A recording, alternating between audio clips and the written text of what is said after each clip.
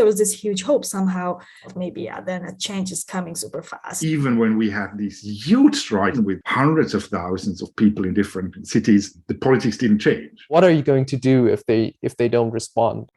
Yeah, I think the idea of the strike is so powerful still. I think a lot of people still don't realize how powerful the method could be.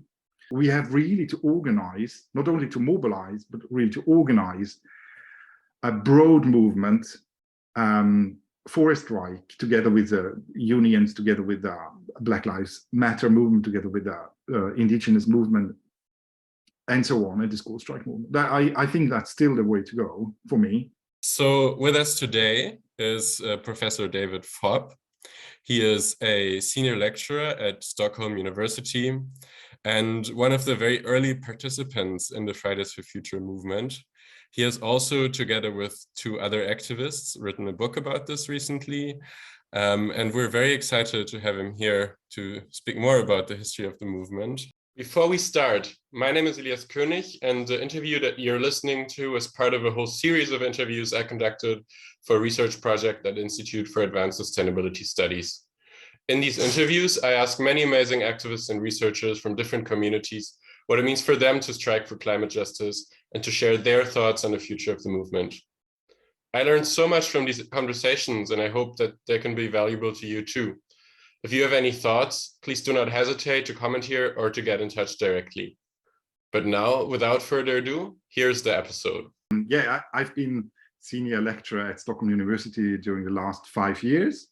Did my PhD in political philosophy and education, theory of education. And now I'm a stipendiat at the Mark Bloch Zentrum at Humboldt University in Berlin.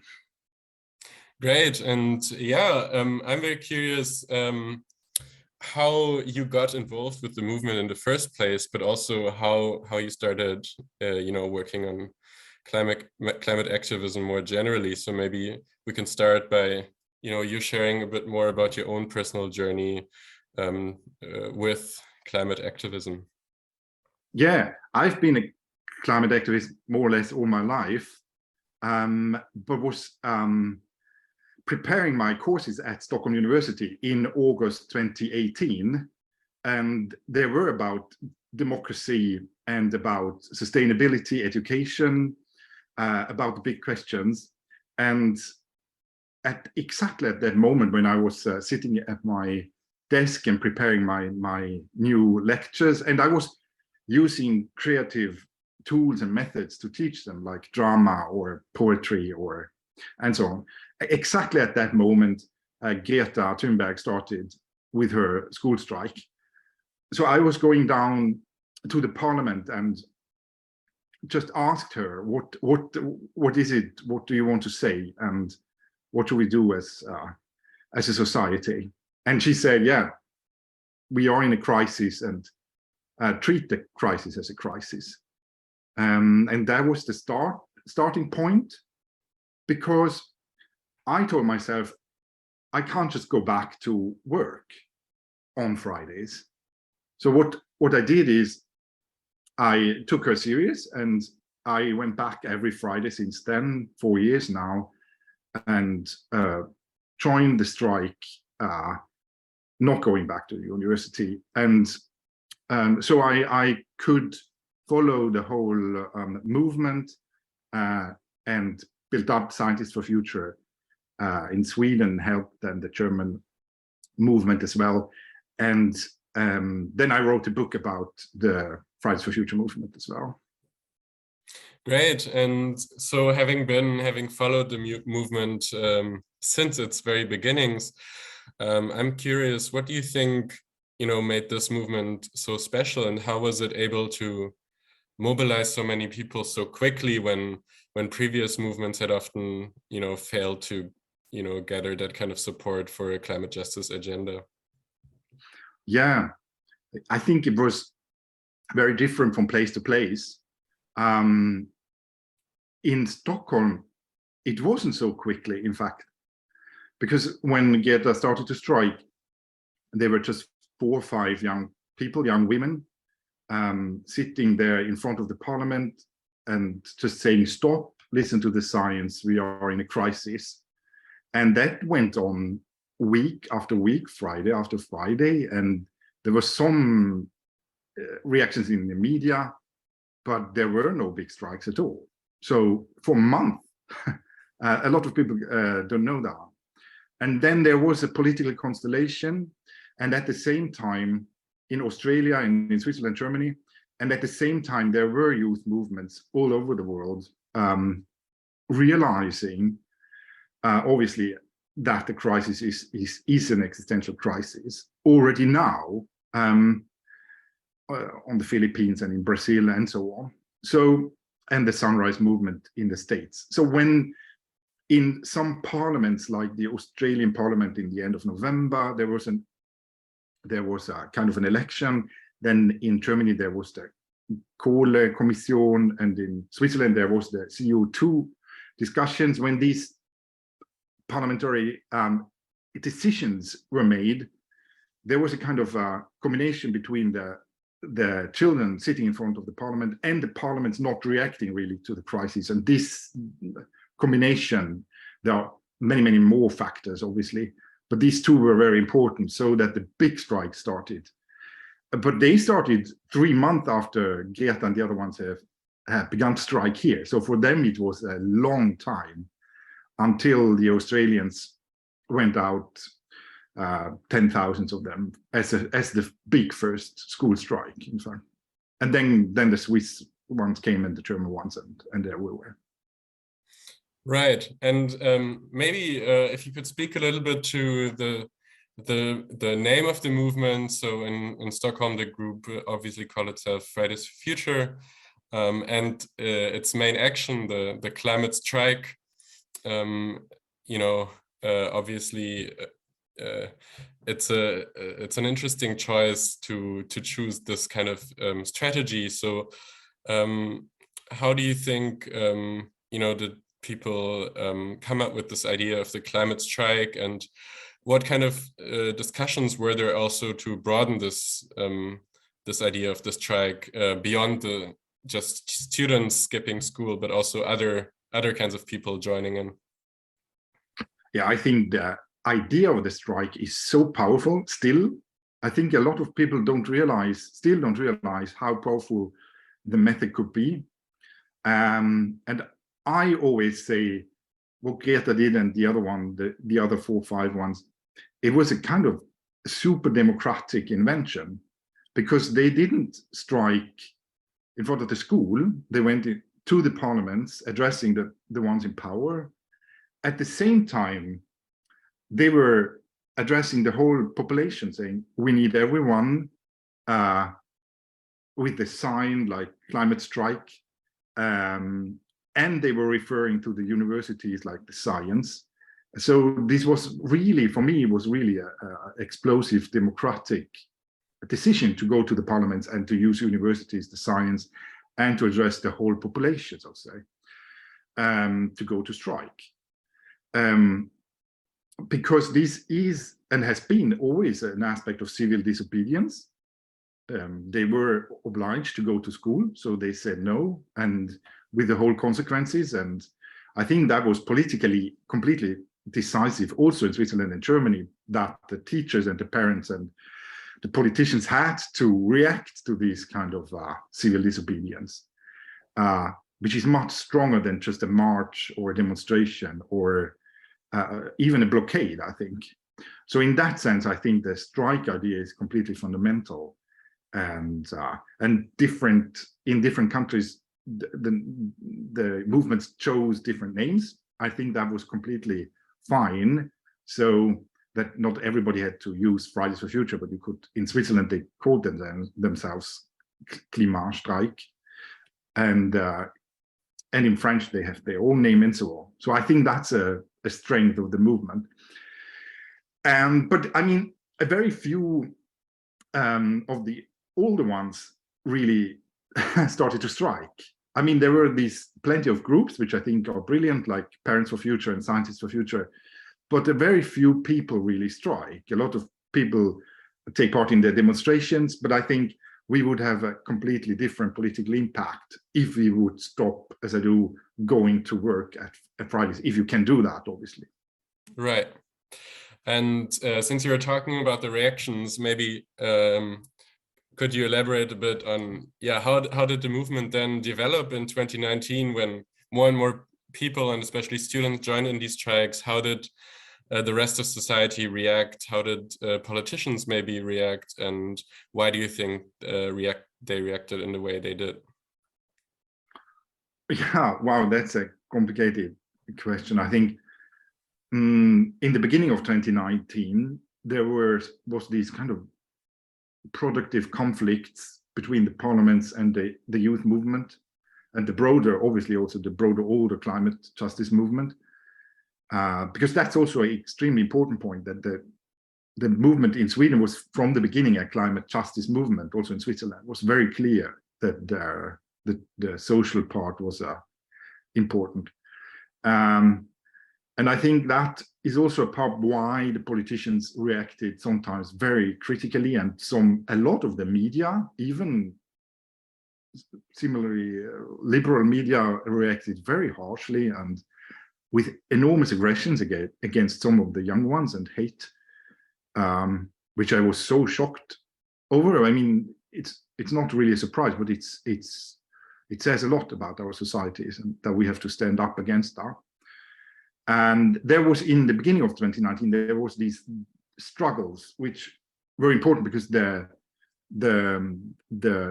produced a kind of movement and identity of the movement, and it grew a lot.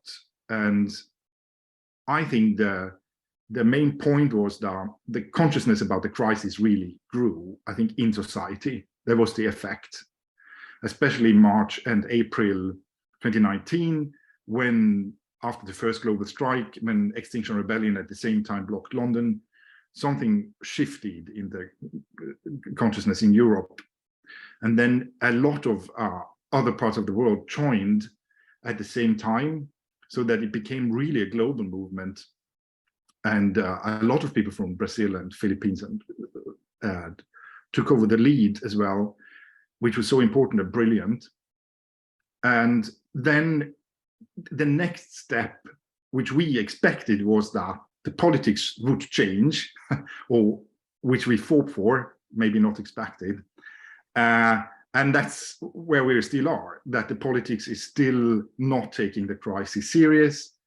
And even when we had these huge strikes in September 2019 with hundreds of thousands of people in different cities, the politics didn't change. Right, and before we get into that, and I'd be curious to hear more about how we could address this gap between, consciousness raising and actually, forcing politics to change. Let's maybe talk briefly about also what happened then, which was the COVID-19 pandemic, which of course meant that the 2020 strikes had to be called off, and the movement sort of went into quarantine as well for 1.5 years at least. And in a way is still sort of recovering from that. So how do you think the movement developed throughout the pandemic, and what kind of conversations were held during that time? Yeah, it was really an enormous tragedy, and we were really shocked here, and especially also about the global injustice of the vaccines. That was incredible. Greta took very clearly a stance towards that. And well, it's very different again from part of the world to other parts of the world. But I would say what was not visible towards the outside was that there was a lot of structuring happening within the movement, which I think was a good and important thing.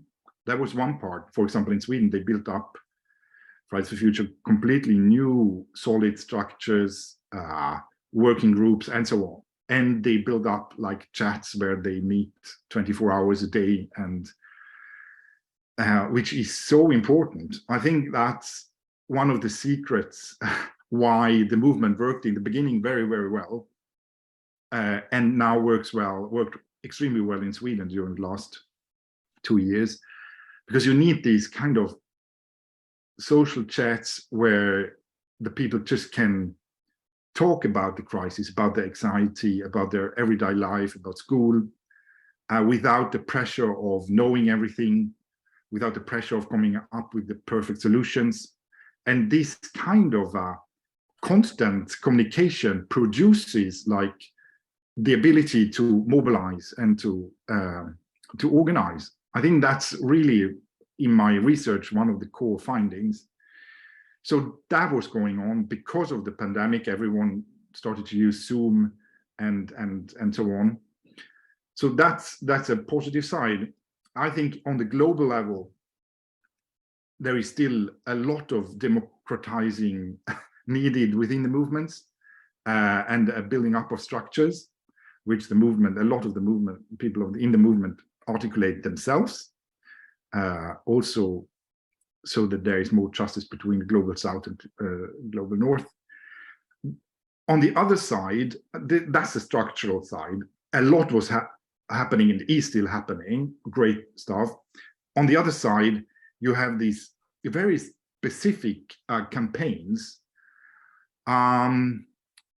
which I'm kind of ambivalent towards as a researcher and activist, because they are extremely important and great, for example, to protect the forests everywhere. For example, in Sweden, there is a very problematic policy towards forests, which also affect, for example, the Brazilian rainforest, the Amazon, and so on. So there was a campaign against the fossil industry, obviously, but also the finance sector, against some banks which are still pumping billions into the fossil industry, and for this cap, for the agricultural policy in Europe, and so on. So you had a lot of campaigns going on linked to Fridays for Future. A lot of people didn't realize that. But the problem was, or it still is, that there are so many fights and we are losing a lot of them because there are so huge lobby and power, enormous power on the other side of the people who are holding on to the fossil society. And the movement also didn't lose the unity, but there was this danger that people just went into a campaign and then what is the idea of the school strike disappeared a little bit. Or not only because of the pandemics, but also because of these special campaigns, so to say. Right, and now, coming out of the pandemic, you just mentioned in the talk we had before this interview that in Sweden, there are elections coming up, and this sort of marks the 4-year anniversary of the Fridays for Future group in Stockholm, which was obviously founded in the context of the Swedish elections 4 years ago. So looking back, for all the movement has achieved in terms of consciousness raising and all it maybe hasn't yet achieved in terms of getting the world onto a path that is compatible with the Paris Agreement and limiting global warming to 1.5 degrees. What do you think is the strategy that the movement should take in the future, and how do you think should it revise or get back to the climate strike as a form of action? Yeah, I think I can start by describing a gap. I think what also happened during the last 2 years is that within the movement there was so much education going on and webinars and so on, so that there is much more consciousness about what we call at university intersectionality, so how different dimensions of oppression and discrimination are linked to each other or interacting with each other, like gender and ethnicity and class and so on. So within the movement, I think what happened, also with choosing uproot the system as a hashtag for the strikes, was suddenly like the inside. We don't need only hundreds and hundreds of changes within the policy, like obviously we need that as well. Like if you see the energy sector, we need much more wind, offshore wind and solar sets and so on. And we need on the financial sector, for example, we need completely different business models and so on. But in the movement, I think what happened is that more and more people understood the underlying systemic causes of the climate crisis. And what happened now is that we have this gap between an understanding of the need for a system change and very complex global system, which is really in trust, so that the people, the most affected people and areas are really contributing the least and affected the most. And there is still this business model, the global business model, making the global north much rich by producing the climate crisis. So there is this kind of understanding of these more underlying structures. And then there is this enormous need of immediate change of the specific politics within every country. And I think the question is, how do we handle that within the movements, and what are their, as ideas? And I see like there are many ideas, and I think it's very productive and good that people experiment and try. So I'm not at all judgmental or something like that. We have to see what works, so to say. But with Extinction Rebellion, and so we had the biggest Extinction Rebellion, and combined with the last generation blockade now during the last week, but we had no media coverage whatsoever. So I think this way is also problematic. So what my own research and my intuition is still that the strike idea and the school strike idea and the strike idea for the older people is still so strong, because we have to reach the core of the society. So it's not enough to say we have to fight against the 1% and we are the 99%, as I see it, because a lot of people are linked to this fossil society. The middle class and upper middle class are kind of a part of it, and I see it at university, just going on with it and accepting that the crisis is becoming worse and worse, and not reacting to it. So we cannot just hope that we are doing sabotage or whatever against the fossil industry, and then that the 1% will react or something. We have really to organize, not only to mobilize, but really to organize a broad movement for a strike, together with the unions, together with the Black Lives Matter movement, together with the indigenous movement, and so on, and the school strike movement. I think that's still the way to go for me. Great. And maybe looking forward to what's going to happen in the next few months, since you're still involved in the conversations in the movement. And I don't know if you can talk about this, but is there anything planned in this direction? Also concerning, the upcoming climate summit in Egypt in November. How will the next few months or years for the movement look like, and what can we expect? Yeah, I think the main focus should be democratization within the movement, but also of the politics and the political economy. So, and with the COP27 in Egypt, it's so clear that there, on a global level, it's so wrong that we don't focus on loss and damage, for example, which is produced by the global north in the global south, and still an enormous problem of the debt, and we are not really talking about reparations. So I think what is needed is really a view, an analysis that we see us as one people living on one planet, and taking our history serious, and looking at the dark sides, and starting to make it possible that we meet on eye level, so to say. And that means that we stand up for the injustices of the past and focus on reparations and loss and damage and so on. At the same time that we build up a kind of basic services for everyone globally. So that's a kind of democratization of the politics, which I think is completely needed. And for the movements, I think it's also important to democratize and to build much more bottom-up decision-making structures within Fridays for Future, but also within what I call People for Future, which we try to establish also on a global level,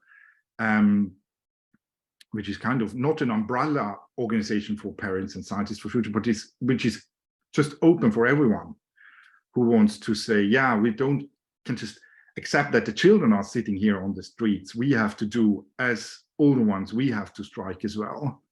I think that would be a very powerful stance of the older generations. And I see, for example, for the people over 65, I see a lot of organization going on there, mobilization as well. But I think we need a whole broad movement. Great, thank you so much. I think this is a very hopeful way to end this interview. So thank you so much for taking the time, David. Thank you, Elias. And thank you for listening. I hope you enjoyed the interview. Feel free to check out the other episodes as well. And I hope you have a great day wherever you are.